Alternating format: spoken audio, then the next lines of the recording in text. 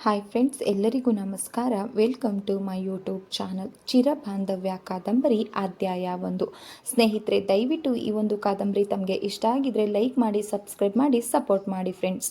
ಅಂದು ವಾರ್ಷಿಕ ಪರೀಕ್ಷೆಗಳ ಕೊನೆಯ ದಿನ. ಪರೀಕ್ಷೆಗೆ ಬರೆದ ಉತ್ತರ ಪತ್ರಿಕೆಗಳನ್ನು ಉಸ್ತುವಾರಿ ಪರೀಕ್ಷಕರ ಕೈಗೆ ದಾಟಿಸಿ ಪರೀಕ್ಷಾ ಕೊಠಡಿಯಿಂದ ಒಬ್ಬೊಬ್ಬರಾಗಿ ವಿದ್ಯಾರ್ಥಿನಿಯರು ಹೊರಬರುತ್ತಿದ್ದರು. ಮುಖಗಳಲ್ಲಿ ಆಯಾಸ, ಬಳಲಿಕೆ ತೇಲುತ್ತಿದ್ದರೂ ಸಹ ಅಬ್ಬಾ, ಅಂತೂ ಕೊನೆಗೂ ಮುಗಿತಲ್ಲ ಎಂಬ ಗೆಲುವಿನ ನನಗೆ ಹೊತ್ತ ಹೊರೆಯನ್ನೆಲ್ಲ ಕೆಳಗಿಳಿಸಿ ಹಾಗೂ ಆಯಾಸ ಅನುಭವ ಬಂಧನದಿಂದ ಕಳಚಿಕೊಂಡು ಸ್ವಚ್ಛಂದವಾಗಿ ಬಾನಗಲದಲ್ಲೂ ಹಾರಾಡುವ ಪಕ್ಷಿಗಳ ಸಡಗರ. ಪರೀಕ್ಷೆಗೆ ಬರೆದು ಬಂದವರೆಲ್ಲ ಅಲ್ಲಲ್ಲೇ ಗುಂಪುಗೂಡಿಕೊಂಡು ತಮ್ಮ ತಮ್ಮ ಉತ್ತರ ಪತ್ರಿಕೆಗಳ ಮೌಲ್ಯಮಾಪನವನ್ನು ತಾವೇ ಮಾಡಿಕೊಳ್ಳುತ್ತಾ ನಗುತ್ತಾ ಕಳೆಯುತ್ತಾ ಹರಟೆ ಹೊಡೆಯುತ್ತಿದ್ದರು.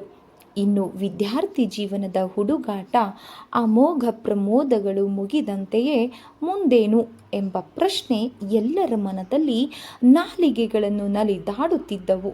ನೀನೇನು ಮಾಡ್ತೀಯಾ? ಮುಂದಿನ ಯೋಚನೆ ಏನು? ನಾಳಿನ ಗುರಿ ಏನು? ಇತ್ಯಾದಿ ಗಾಢವಾದ ಪ್ರಶ್ನೆಗಳು ವೈವಿಧ್ಯಮಯವಾದ ಉತ್ತರಗಳನ್ನು ಪಡೆದುಕೊಳ್ಳುತ್ತಾ ಸಂಕೀರ್ಣತೆಯ ಹಾದಿಯಲ್ಲಿ ಸಾಗಿದವು. ಇನ್ನು ಕೆಲವರು, ಸಾಕಪ್ಪ, ಈಗ ತಾನೇ ಪರೀಕ್ಷೆ ಮುಗಿದಿದೆ, ಈಗಲೂ ರಾತ್ರಿ ಓದಿ ಬರೆದು ತಲೆ ಭಾರವಾಗಿದೆ, 1-4 ದಿವಸ ಸಿನಿಮಾ ನೋಡಿ, ಕಾದಂಬರಿ ಓದಿ, ಪಿಕ್ನಿಕ್, ಪ್ರವಾಸ ಎಂಬಂತೆ ತಿರುಗಾಡಿ ತಮ್ಮ ಆಯಾಸವನ್ನು ಕಳೆದುಕೊಳ್ಳೋಣ, ಆಮೇಲೆ ಮುಂದಿನ ಯೋಚನೆ. 4-6 ಕಂಠಗಳು ಇವರೆಲ್ಲರೊಂದಿಗೆ ಯಾವುದೋ ಒಂದೊಂದು ಗುಂಪಿನಲ್ಲಿ ಸೇರಿ ವಿಭಾ ಮತ್ತು ವಿಶ್ವಾಸರು ಸಹ ಇಬ್ಬರು ಹೆಜ್ಜೆ ಹಾಕ್ತಿದ್ರು. ಬೇಕು ಬೇಡ ಎಂಬಂತೆ ತಮ್ಮದು ಒಂದೊಂದು ನುಡಿಯನ್ನು ಆಗೀಗ ಸೇರಿಸ್ತಾ ಇದ್ರು. ನೀನು ನೋಟಕ್ಕೆ ನಗುವಿನ ಮುಖವಾಡ ಧರಿಸಿದಂತೆ ತೋರಿಸಿದರೂ ಸಹ ಇಬ್ಬರನ್ನು ಯಾವುದೋ ಒಂದು ಗಾಢವಾದ ಚಿಂತೆ ಆವರಿಸಿಕೊಂಡಿತ್ತು. ಪರೀಕ್ಷೆ ಎಂಬ ದೊಡ್ಡ ಕಂಟಕವನ್ನು ಎದುರಿಸಿ ಪಾರಾಗಿದ್ದರು. ಆದರೆ ಮುಂದೇನು? ಜೀವನ ಎಂಬ ಬೃಹತ್ ಪರೀಕ್ಷೆಯನ್ನು ಎದುರಿಸುವುದನ್ನು ಎಂಬ ಪ್ರಶ್ನೆ ಇಬ್ಬರನ್ನು ಸಹ ಬ್ರಹ್ಮ ರಾಕ್ಷಸದಂತೆ ಬೆಳೆದು ನಿಂತು ಬೆದರಿಸುತ್ತಿತ್ತು. ನೋಡ್ತಾನೆ ಗುಂಪುಗಳು ಕರಗಿದವು. ಒಬ್ಬೊಬ್ಬರಾಗಿ ಅಥವಾ ಜೊತೆ ಜೊತೆಯಾಗಿ ತಮ್ಮ ತಮ್ಮ ಮನೋರಂಜನೆಯ ಹಾದಿಯನ್ನು ಹುಡುಕಿಕೊಂಡು ಹೊರಟೋದ್ರು. ಸಂಜೆ ಸರಿದು ಮುಸ್ಸಂಜೆಯ ಮಬ್ಬು ಬೆಳಕು ಪೂರ್ತಿ ಕ್ಯಾಂಪಸ್ನ ಉದ್ದಗಲಕ್ಕೂ ವ್ಯಾಪಿಸ್ತಾ ಹೋಯಿತು. ಅಲ್ಲೊಂದು ಇಲ್ಲೊಂದು ಮಾನವ ಆಕೃತಿಗಳ ಹೊರತು ಅಲ್ಲಿ ಹೆಚ್ಚು ಕಡಿಮೆ ಕ್ಯಾಂಪಸ್ ಒಂಥರ ನಿರ್ಜನ ಪ್ರದೇಶ ಆಗಿತ್ತು. ವಿಭಾ ಮತ್ತು ವಿಶ್ವಾಸ್ ಈಗ ಇಬ್ಬರ ಜೊತೆಯಾಗಿ ನಡೆದರು. ಕೆರೆಯ ಅಂಚಿನಲ್ಲಿ ಮರಗಳ ಮರೆಯಲ್ಲಿ ತಮ್ಮ ಮಾಮೂಲು ಜಾಗವನ್ನು ಹುಡುಕಿ ಕುಳಿತರು. ಪರೀಕ್ಷೆ ಅಂತೂ ಮುಗಿತು. ವಿಶ್ವಾಸ್ ವಿಭಾಳ ನೀಳವಾದ ಚಂದದ ಕೈ ಬೆರಳುಗಳೊಂದಿಗೆ ಆಟ ಆಡಿದ. ಪರೀಕ್ಷೆ, ಓದು, ಬರಹ ಅಂತ ನಮ್ಮ ಜೀವನದ ಸಮಸ್ಯೆಗಳನ್ನು ಸ್ವಲ್ಪ ಮರೆತಿದ್ದೆವು. ಈಗ ನೋಡು, ವಿಭಾ, ಬದುಕೇನೋ ಯೂನಿವರ್ಸಿಟಿ ಒಡ್ಡುವ ಪರೀಕ್ಷೆಗಳ ಮುಂದೆ ಇದೇನು ಮಹಾ ಅಂತೀಯಾ? ಅಂದ ಹಾಗೆ ವಿಭಾ, ಹೇಗೆ ಮಾಡಿದ್ದೀಯಾ ಪರೀಕ್ಷೆ? ಚೆನ್ನಾಗೇ ಮಾಡಿದ್ದೀಯಾ. ಆದರೆ ಅದೃಷ್ಟ ಅನ್ನೋದು ಒಂದಿದೆ ಅಲ್ಲ. ನಿಂದು ಹೇಗಾಯಿತು? ನಾನು ಚೆನ್ನಾಗಿಯೇ ಬರೆದಿದ್ದೇನೆ, ಆದರೆ ಕ್ಲಾಸ್ ಬರೋದು ಗ್ಯಾರಂಟಿ ಇಲ್ಲ. ವಿಭಾ ತಗ್ಗಿದ ದನಿಯಲ್ಲಿ ಉಸುರಿಸಿದಳು. ಅದ್ಯಾಕೆ ಹಾಗೆ ಮಾಡಿಕೊಂಡೆ? ರ್ಯಾಂಕ್ ಬರುತ್ತಿದ್ದೋಳು ಈಗ ಕ್ಲಾಸ್ಗೆ ಮೋಸ ಅಂತಿದೆಯಲ್ಲ. ವಿಭಾಳ ಮೋಟು ಜಡೆ ಹಿಡಿದು ಜಗ್ಗಿದ ವಿಭಾ ಅನಾಯಾಸವಾಗಿ ವಿಶ್ವಾಸನ ಮಡಿಲಿಗೆ ಬಿದ್ದಳು. ಏನು ಮಾಡೋದು ಹೇಳು? ಸದಾ ನಿನ್ನದೇ ಗುಂಗು. ಪುಸ್ತಕ ತೆರೆದರೂ ಅಲ್ಲೂ ನಿನ್ನ ಮುಖಾನೆ. ಏನೋ ಅಷ್ಟೇ ಆಯ್ತಲ್ಲ, ಅದೇ ದೊಡ್ಡದು. ವಿಶ್ವಾಸನ ಎದೆಯ ಮೇಲೆ ಬೆರಳಂಚಿನಿಂದ ಚಿತ್ರಗಳನ್ನು ಬಿಡಿಸುತ್ತಾ ಉಸುರಿಸಿದಳು. ವಿಭಾ, ಹೋಗ್ಲಿ ಬಿಡು, ಮುಂದಿನದು ಯೋಚಿಸೋಣ. ಏನು ಯೋಚಿಸೋದು? ನನಗೂ ಒಂದು ಗೊತ್ತಾಗ್ತಾ ಇಲ್ಲ. ಕಾಲೇಜು ಓದಿನ ನೆಪದಲ್ಲಿ ಇದ್ದೆವು, ಆದರೆ ಈಗ ದಿನ ಭೇಟಿ ಆಗ್ತಾ ಇದ್ವಿ. ಇನ್ನು ಮುಂದಿನದು ಹೇಗೆ? ನನಗಂತೂ ನಿನ್ನನ್ನು ನೋಡದೆ ಒಂದು ದಿನಾಲೂ ಇರೋಕೆ ಆಗೋಲ್ಲ. ವಿಶ್ವಾಸ್ ತುಂಬ ಮೃದುವಾಗಿ ಅವಳ ಗುಂಗುರು ಕೂದಲನ್ನು ನೆವರಿಸಿದ. ನಿನ್ನದೆಷ್ಟೋ ವಾಸಿ ತಾಯಿ. ನನಗಾದರೆ ಒಂದು ಕ್ಷಣನೂ ನಿನ್ನ ಬಿಟ್ಟಿರೋಕೆ ಆಗೋದಿಲ್ಲವಲ್ಲ. ಹಾಗಿದ್ರೆ ಮದುವೆಯೊಂದೇ ಇದಕ್ಕೆ ಮದ್ದು, ಹೌದಲ್ವೇ ಮಾರಾಯ?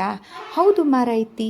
ಆದರೆ ಈ ಮೂರಕ್ಷರದ ಮದುವೆಗೆ 302 ದಾಟಲಾರದ ಕಂಟಕಗಳು ಉಂಟಲ್ಲವೇ ಎಂದು ಮೂತಿ ಸೊಟ್ಟಗೆ ಮಾಡಿ ಅಣಗಿಸಿದ. ಕಂಟಕಗಳಿವೆಯೇ ಎಂದು ಸುಮ್ಮನೆ ಕುಳಿತರಾಗುತ್ತದೆಯೇ? ದಾಟುವ ಪ್ರಯತ್ನವಂತೂ ಮಾಡಲೇಬೇಕಲ್ವಾ? ವಿಶ್ವಾಸ್ ಆಳವಾಗಿ ಉಸಿರು ಎಳೆದ. ಅವನ ಮುಖ ತುಂಬ ಗಂಭೀರವಾಯಿತು. ನೋಡು ವಿಭಾ, ನನ್ನ ಮನೆಯ ಸಮಸ್ಯೆಗಳೆಲ್ಲ ನಿನಗೆ ಗೊತ್ತೇ ಇದೆ. ನನಗಂತೂ ಉದ್ಯೋಗ ಸಿಕ್ಕಿ ನನ್ನ ಕಾಲ ಮೇಲೆ ಭದ್ರವಾಗಿ ನಾನು ನಿಲ್ಲೋವರೆಗೂ ಮದುವೆಯ ಯೋಚನೆ ಮಾಡುವ ಹಾಗೆ ಇಲ್ಲ. ನಾನೇನು ಪೂರ್ತಿ ನಿನಗಾಗಿ ಕಾಯಬಲ್ಲೆ. ಆದರೆ ನನ್ನ ಹಿಂದೆ ಮದುವೆಯಾಗುವ 3 ಜನ ತಂಗಿಯರು ಇರುವಾಗ ನನ್ನ ಅಪ್ಪ ಅಮ್ಮ ಕಾಯೋದಿಲ್ಲ. ನನ್ನದು ಅಂತಹದೇ ತೊಡಕು. ನಮ್ಮಕ್ಕನಿಗೆ ಮದುವೆಯಾಗದ ಹೊರತು ನಾನು ಮದುವೆಯಾಗುವ ಹಾಗೆ ಇಲ್ಲ. ಅವೆಲ್ಲ ಗೊತ್ತಿರೋದೇ ವಿಷಯ ಅಲ್ವಾ? ಎಷ್ಟೋ ಸಲ ಈ ವಿಷಯಗಳನ್ನು ನಾವು ಚರ್ಚೆ ಸಹ ಮಾಡಿದ್ದೀವಿ. ಈಗ ಏನು ಮಾಡೋದು ಅದನ್ನು ಹೇಳು ವಿಭಾ. ನಾನೇನು ಹೇಳಲಿ ವಿಭಾ? ನನಗೆ ಕೆಲಸ ಸಿಕ್ಕ ಕೂಡಲೇ ನನ್ನ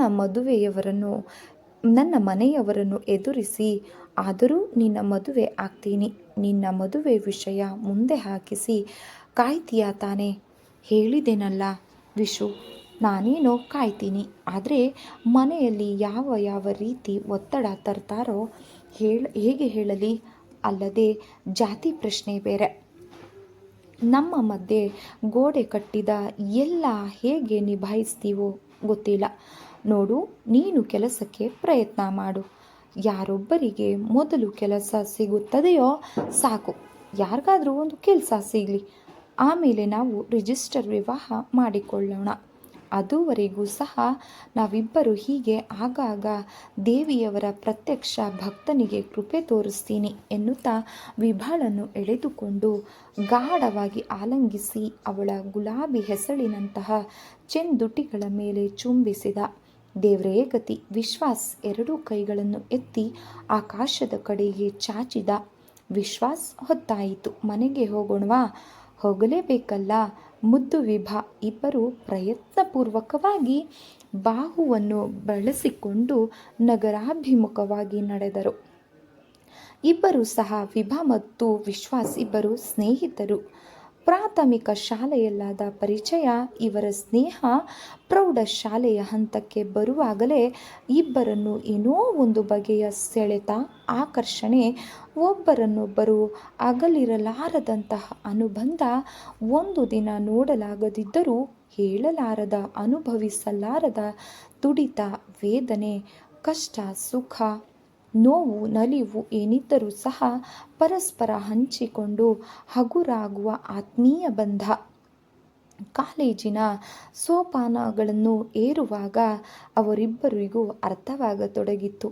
ವಿಭಾ ಮತ್ತು ವಿಶ್ವಾಸ್ ಸ್ನೇಹ, ಅನುಬಂಧ, ದೈಹಿಕ ಆಕರ್ಷಣೆಯನ್ನು ಮೀರಿ ಪ್ರೀತಿ ಪ್ರೇಮದ ಮೇರೆಯನ್ನು ಕಂಡುಕೊಂಡಿತ್ತು. ಮತ್ತೆ ಸೆಳೆತ, ತುಡಿತ, ಪ್ರೇಮ ವಿರಹ, ಆತ್ಮೀಯತೆಯ ಬೆಚ್ಚನೆಯ ಭಾವನೆಯನ್ನು ಅನುಭವಿಸಿಕೊಂಡೇ 4-6 ವರ್ಷ ಕಳೆದಿದ್ದರು. ಪರಸ್ಪರ ಗುಣಸ್ವಭಾವ, ರೀತಿ, ನಡವಳಿಕೆ ಎಲ್ಲವೂ ಸುಪರಿಚಿತ. ವಿಭಾಗೆ ಯಾವಾಗ ಅಳು ಬರುತ್ತದೆ ಎಂಬುದು ವಿಶ್ವಾಸನಿಗೆ ಮುಂದಾಗಿಯೇ ಗೊತ್ತು. ಆದರೆ ವಿಶ್ವ ಬಲ್ಲಳು. ಅಷ್ಟರ ಮಟ್ಟಿಗೆ ಅವರಿಬ್ಬರಲ್ಲಿ ಹೊಂದಾಣಿಕೆ ಇವರಿಬ್ಬರಲ್ಲೂ ಇತ್ತು. ಇಬ್ಬರಿಗೂ ಇನ್ನೊಬ್ಬರ ಮನೆ, ಕುಟುಂಬದ ಆಗು ಹೋಗುಗಳು, ಮನೆ ಸದಸ್ಯರ ಗುಣಸ್ವಭಾವ ಎಲ್ಲವೂ ಕನ್ನಡಿ ಹಿಡಿದಂತೆ ಸ್ಪಷ್ಟ. ವಿವಾಹವಾಗಿ ಸಹಬಾಳ್ವೆ ನಡೆಸಲು ಇಬ್ಬರು ತುದಿಗಾಲಿನಲ್ಲಿ ನಿಂತಿದ್ದರು. ಆದರೆ ಅವರ ದಾಂಪತ್ಯದ ಹಾದಿಯಲ್ಲಿ 10 ಕಂದಕಗಳು. ವಿಭಾ ಸಂಪ್ರದಾಯಸ್ಥ ಬ್ರಾಹ್ಮಣ ಕುಟುಂಬದ ಹಿನ್ನೆಲೆಯಾದರೆ ವಿಶ್ವಾಸ ಅಷ್ಟೇ ಸ್ವಾಭಿಮಾನಿಯಾದ ಒಕ್ಕಲಿಗರ ಗೌಡರ ಮನೆತನಕ್ಕೆ ಸೇರಿದವನಾಗಿದ್ದ. 2 ಮನೆತನಗಳು 2 ಸಮಾನಾಂತರ ರೇಖೆಗಳಂತೆ ಒಂದನ್ನು ಒಂದು ಎಂದೆಂದಿಗೂ ಬಂಧಿಸಲಾರದಂತೆ ಸಿಡಿದು ನಿಂತಿವೆ. ಜೊತೆಗೆ ವಿಭಾಳ ಮಧ್ಯಮ ವರ್ಗದ ಆಚಾರಶೀಲ ಕುಟುಂಬದ ಹಿರಿಯ ಮಗಳು. ಅವಳ ಹಿಂದೆ 3 ತಂಗಿಯರು. ತನ್ನ ಹಾಗೂ ವಿಶ್ವಾಸನ ಸಂಬಂಧ, ತಂಗಿಯರ ವಿವಾಹಕ್ಕೆ, ಸುಖ ಜೀವನಕ್ಕೆ ಮುಳುವಾದರೆ ಎಂಬ ಆತಂಕ ಅವಳಲ್ಲಿ ಸದಾ ಕೂಡಿ ಆಕೆ ವಿಭಾಳಿಗೆ ಕಂಕಣ ಕೂಡಿ ಬರುವವರೆಗೂ ತಾನು ಬಲವಂತದ ಬ್ರಹ್ಮಚರ್ಯ ದೀಕ್ಷೆ ಹಿಡಿಯಬೇಕಾಗಿತ್ತು. ಪ್ರೀತಿ ಪ್ರೇಮಗಳು ಅವರಿಬ್ಬರ ಅಂತರಂಗಕ್ಕೆ ಸೇರಿದ ವಿಷಯಗಳಾದರೆ, ಮದುವೆ ತಮ್ಮ ಸುತ್ತಮುತ್ತಲಿನವರನ್ನೆಲ್ಲ ಒಳಗೊಂಡ ಸಾಮಾಜಿಕ ಕಟ್ಟುಪಾಡುಗಳ 7 ಸುತ್ತಿನ ಕೋಟೆ. ಒಳಗೆ ಹೊರಗಿನ ಇಂತಹ ಚಕ್ರ ಭೀಮನ ಕೋಟೆಯ ವ್ಯೂಹದಲ್ಲಿ ಸಿಕ್ಕಿ ನರಳುವ ವಿಧಿ ವಿಶ್ವಾಸರದ್ದಾಗಿತ್ತು. ಇಬ್ಬರು ಮಧ್ಯಮ ವರ್ಗದ ಕುಟುಂಬ. ಆರ್ಥಿಕ ಸ್ವಾವಲಂಬನೆ ಇಲ್ಲದೆ ಒಂದಡಿ ಮುಂದೆ ಇಡುವುದು ಅಸಾಧ್ಯವಾದ ಮಾತಾಗಿತ್ತು. ಸ್ನೇಹಿತರೆ, ಈ ಒಂದು ಕಾದಂಬರಿ ತಮಗೆ ಇಷ್ಟ ಆಗಿದ್ರೆ ದಯವಿಟ್ಟು ಲೈಕ್ ಮಾಡಿ, ಸಬ್ಸ್ಕ್ರೈಬ್ ಮಾಡಿ, ಸಪೋರ್ಟ್ ಮಾಡಿ ಫ್ರೆಂಡ್ಸ್. ಆದಷ್ಟು ಕಮೆಂಟ್ ಮಾಡಿ ಫ್ರೆಂಡ್ಸ್. ನಮಸ್ಕಾರಗಳು, ಧನ್ಯವಾದ.